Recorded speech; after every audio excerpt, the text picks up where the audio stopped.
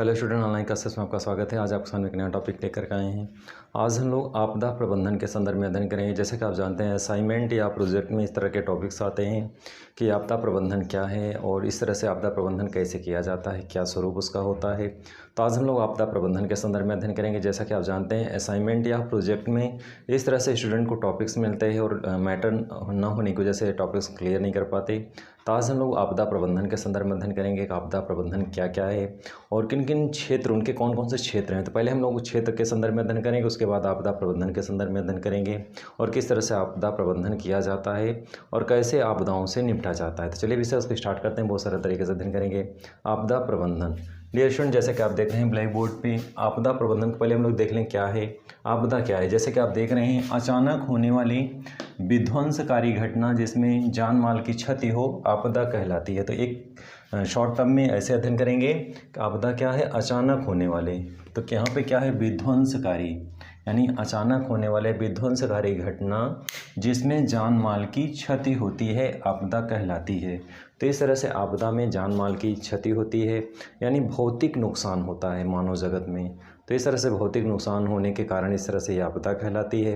अब हम लोग देखेंगे आपदा के कौन कौन से क्षेत्र हैं। तो जैसा ब्लैक बोर्ड पे हमने बहुत सारी चीज़ें आपने बनाई है, दिख रहे हैं आपको। भारत में आपदा के संभावित क्षेत्र, तो यानी आपदा जो संभावित होते हैं, कब किसी भी समय आ सकते हैं और वे उनके कौन कौन से क्षेत्र हैं, किन किन क्षेत्रों में आपदाएँ हैं, कौन कौन सी आपदाएँ हैं, उनका शॉर्ट टर्म में इस तरह से आपके सामने इस तरह से हमने ब्लैक बोर्ड पर बनाया है। तो इसको 4 भागों में डिवाइड किया है। आपदा के जो आपदा भारत में जो आपदा संभावित क्षेत्र है, उनके 4 पार्ट हैं। पहला है जल संभावित या जलवायु से संबंधित आपदा, यानी जल के द्वारा उत्पन्न आपदा या फिर जलवायु के द्वारा उत्पन्न आपदा फर्स्ट में आएगा, जल संभावित आपदा है। सेकंड है भूमि से संबंधित आपदा, थर्ड है दुर्घटना संबंधी आपदा और फोर्थ है जैविक आपदा। तो इस तरह से आपदा के जो क्षेत्र हैं उनके 4 पार्ट में डिवाइड किए हैं। जल संभावित या जलवायु संबंधित आपदा, सेकंड आपका है भूमि संबंधी आपदा, थर्ड है दुर्घटना संबंधी आपदा और फोर्थ आपका है जैविक आपदा।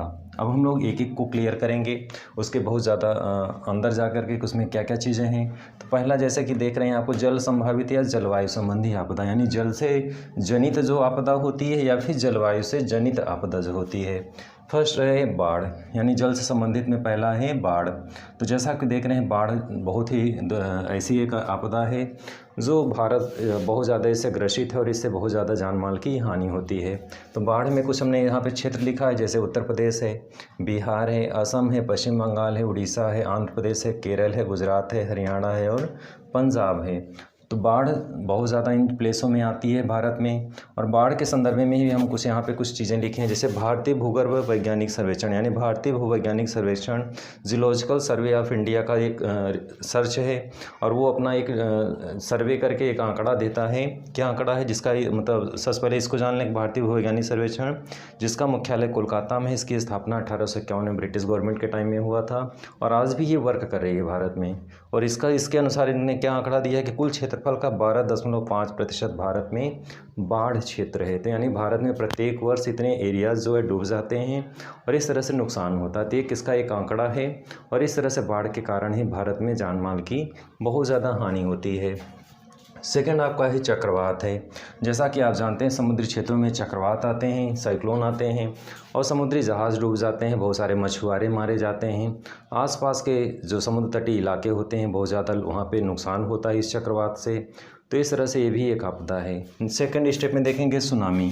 जैसा कि आप जानते हैं, सुनामी समुद्र के गहराई से भूकंप या किसी हलचल से उत्पन्न लहरों की तल से तलहटी से स्टार्ट होता है और ऊपर तक आते आते जल का प्रवाह इतना तीव्र हो जाता है, कभी कभी 40-40 फीट 80-80 फीट ऊंचाई पे समुद्र का जल स्तर उठ जाता है और आसपास के जो क्षेत्र होते हैं, तटवर्ती क्षेत्र, वो डूब जाते हैं।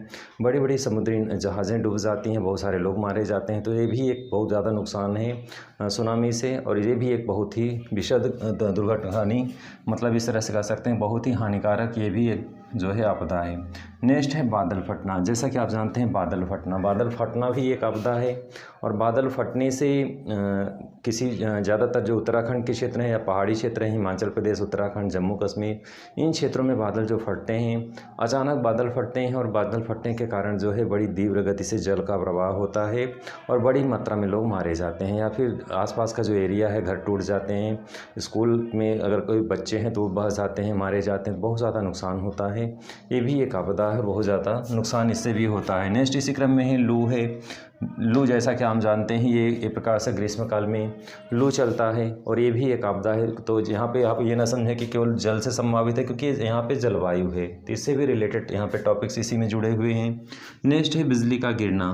तो जैसा कि आप जानते हैं बिजली के गिरने से भी आपदा, ये भी एक आपदा है, घर ध्वंस हो जाते हैं या फिर लोग मारे जाते हैं, तो ये भी इससे भी क्षतिग्रस्त होता है व्यवस्था। नेक्स्ट है शीतलहर। शीतलहर ये भी एक जलवायु की स्थिति से बनता है। शीतलहर जब चलता है चपेट में शीत ऋतु में, तो इससे भी जो है लोग मारे जाते हैं। नेक्स्ट है सूखा। सूखा है, ओलावृष्टि है और तूफान है और हिमस्खलन है। तो जैसा आप देख रहे हैं क्रम से कि ये सभी जो है जल संभावित या जलवायु आपदा के अंतर्गत आते हैं। हम लोग इस पर डिटेल में नहीं जाएंगे क्योंकि हमारा टॉपिक्स आपदा कौन कौन से आपदा हैं उसके संदर्भ में नहीं है, बल्कि हम लोगों का टॉपिक है आपदा प्रबंधन, इसलिए इस पर डिटेल नहीं जाएंगे, केवल इतना दिखाएंगे कि इसके अंतर्गत कौन कौन सी आपदाओं के कौन कौन से क्षेत्र हैं। डिटेल में नहीं जाएंगे इसलिए क्योंकि आप हमारे लोगों का टॉपिक आपदा प्रबंधन है, ना कि आपदाएँ हैं। तो इस तरह से आप केवल जानते रहें कि जल संभावित या जलवायु आपदा में कौन कौन सी आपदाएं हैं। तो ये सभी जो है जल संभावित या जलवायु आपदा से रिलेटेड हैं। नेक्स्ट स्टेप में हम लोग दूसरा जो है भूमि संबंधी आपदा, यहाँ पे आपको दिख रहा है। भूमि संबंधी आपदा में पहला है भूस्खलन है, सेकंड है जंगल में आग लगना, आबादी वाले क्षेत्रों में आग लगना, थर्ड, फोर्थ है भूकंप, फिफ्थ है बांध का टूटना और नेक्स्ट है खदान में आग लगना। तो स्टेप बाय थोड़ा सा संक्षेप में जानकारी।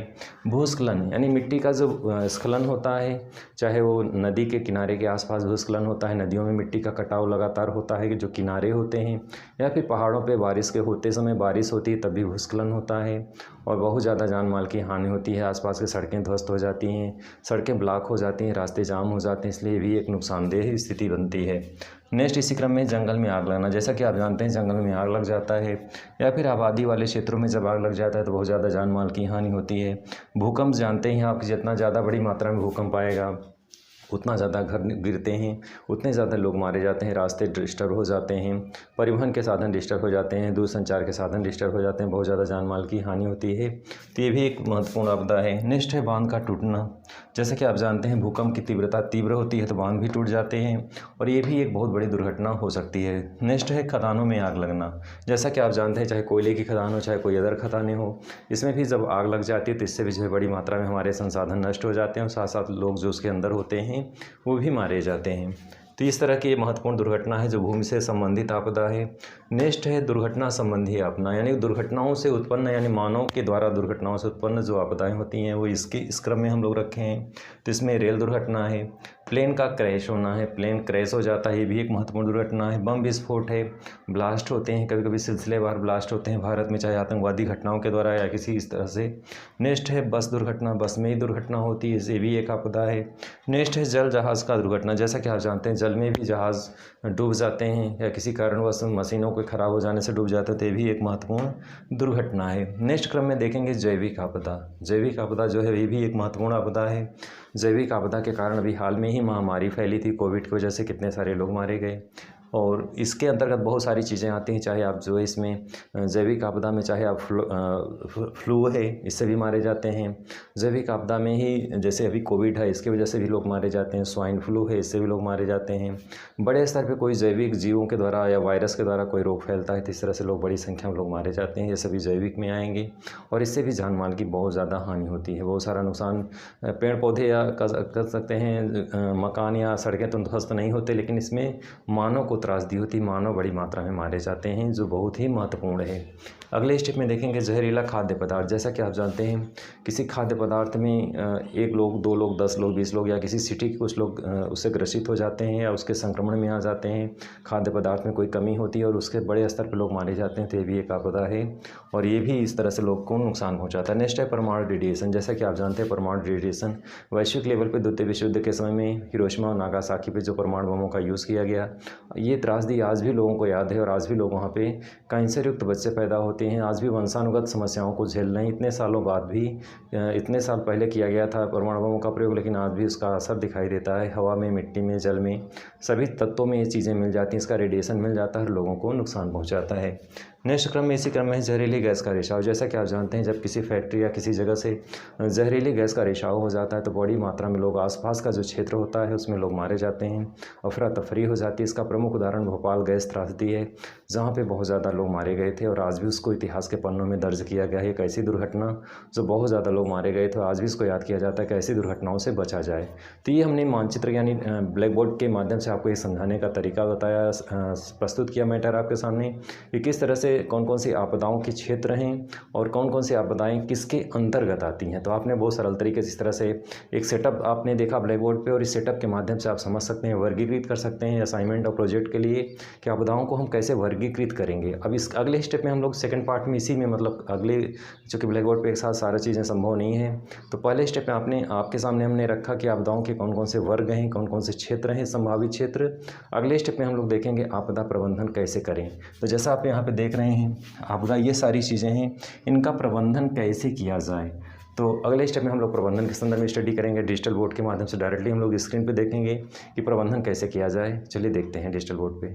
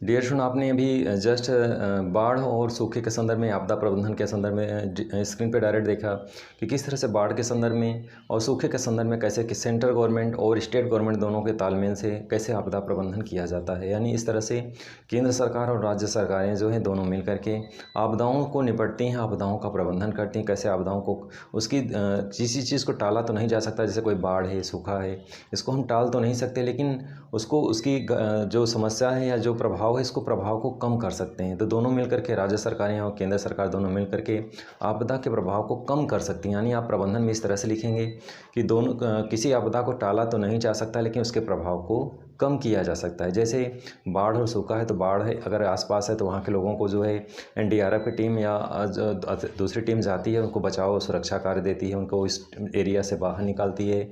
इसमें केंद्र सरकार और राज्य सरकार दोनों का योगदान एक साथ चलता है। तो इस तरह से आपने बाढ़ और सूखे के संदर्भ में देखा किस तरह से सरकार जो है अपनी विविध योजनाओं के माध्यम से लोगों को राहत पहुँचाती है, पैसे के थ्रू, चाहे या फिर सहायता राशि के साथ साथ लोगों उनके जो सिस्टम है, एनडीआरएफ की टीम हो चाहे अदर टीम हो, तुरंत त्वरित कार्रवाई करके बचाव कार्य जो है प्रदान करती है। तो इस तरह से आपने सूखे बाढ़ को स्क्रीन के माध्यम से देखा, और इसके साथ साथ अन्य चीज़ों को भी आप उसी में पॉइंट में ऐड कर लेंगे।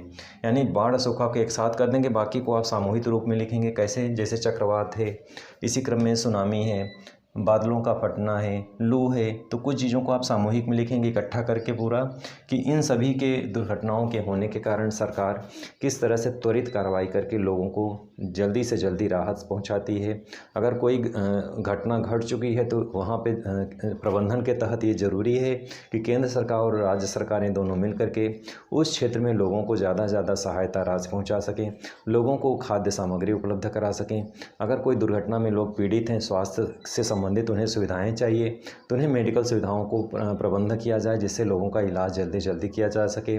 लोग अगर किसी चीज़ से ग्रसित हैं, चाहे बाढ़ में डूबे हुए हैं या कोई अन्य समस्या है, ओलावृष्टि है या तूफान से लोग जो है घर दुर्घटनाग्रस्त हो गया, उससे जो है चोटिल हो गए हैं, तो उन्हें ज़्यादा से ज़्यादा मेडिकल सुविधाएं उपलब्ध कराया जाए, ये सुविधाएं उपलब्ध कराया जाए और ज़्यादा से ज़्यादा लोगों को राहत चीज़ें पहुँचाई जाएँ। तो आपदा प्रबंधन में आपने स्क्रीन में बाढ़ और सूखे के संदर्भ में आपने देखा, और इसी के साथ साथ सभी को मिक्स करके इस तरह से आप दिखाएंगे कि केंद्र और राज्य सरकारें किस तरह से अपनी एनडीआरएफ टीम के साथ लोकल लेवल पे और केंद्रीय स्तर पे दोनों टीमें मिलकर के कार्य करती हैं और जनता को या आम नागरिकों को किस तरह से बचाव कार्य पहुंचाती हैं, खाद्य सामग्री चीज़ें पहुंचाती हैं, उनके जो ज़रूरत की चीज़ें होती हैं मूलभूत, उन चीज़ों को मुहैया कराती हैं। और जो लोग चोटिल हुए हैं, बीमार हैं या इस चीज़ से ग्रसित हैं, उनको जल्दी से जल्दी जो है सहायता या मेडिकल सुविधाएँ उपलब्ध कराती हैं, चाहे दवाओं के रूप में हो, चाहे अस्पताल में ले जाने की स्थिति के संदर्भ में हो या फिर अन्य कार्य हो। तो इन सभी कार्यों में आपदा प्रबंधन में सरकार अगर जल्दी से जल्दी कार्य करती है तो ज़्यादा से ज़्यादा आपदा के प्रभाव को कम किया जा सकता है। बस इतना ही रोका तो नहीं जा सकता, लेकिन उसके प्रभाव को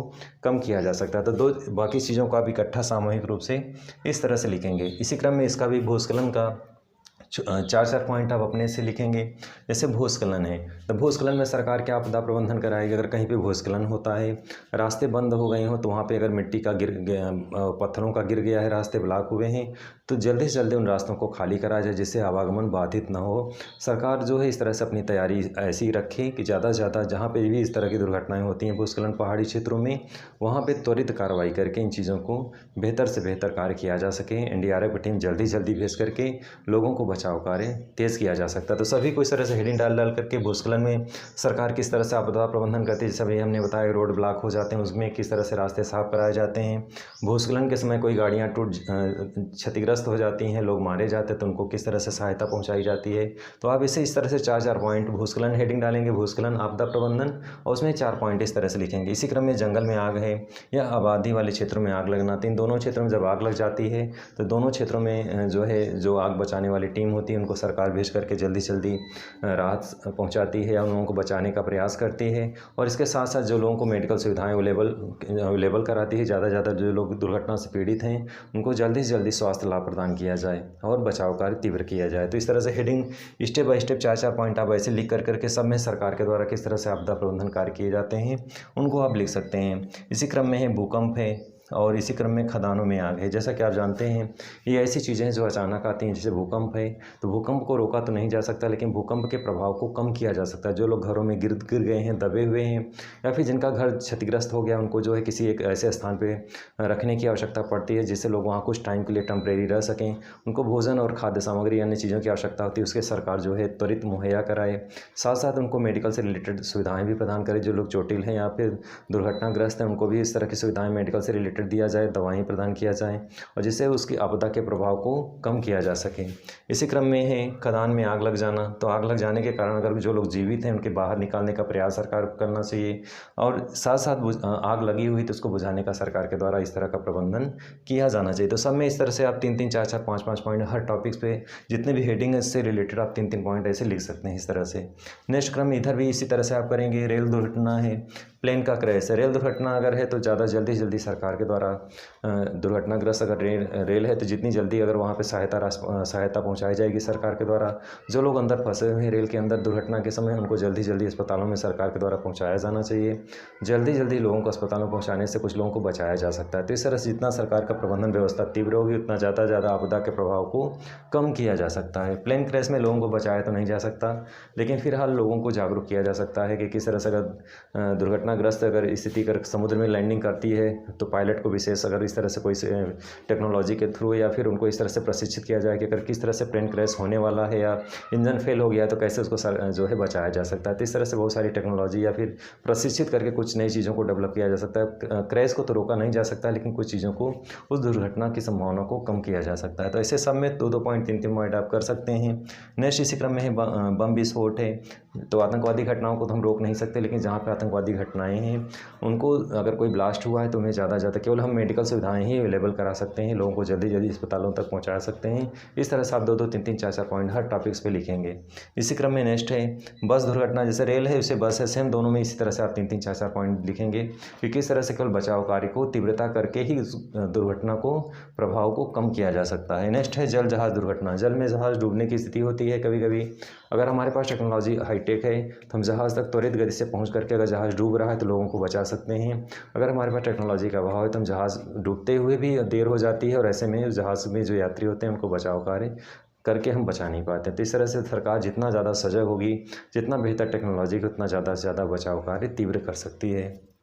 इसी क्रम में महामारी है। तो महामारी में देखेंगे हम लोग कि इसमें ज़्यादातर लोगों को जागरूक नहीं है, लोग घरों में नहीं रहते, बाहर निकलते हैं। सैनिटाइज़र जो है ज़्यादा प्रयोग करना चाहिए। साथ साथ इसमें लोगों को जो है जागरूक करने की ज़्यादा आवश्यकता है, क्योंकि लोग घरों से बाहर नहीं निकलते हैं, मास्क नहीं लगाते हैं, और इस तरह से कोविड के जो नियम हैं उनके पालन नहीं करते, जिससे ज़्यादा महामारी फैलती है। तो इसके लिए केवल एक ही चीज़ है, बचाव कार्य, और साथ साथ लोगों को जागरूक करने की आवश्यकता है। तो ये भी आप 4-4 पॉइंट ऐसे इस टॉपिक्स पर लिख सकते हैं।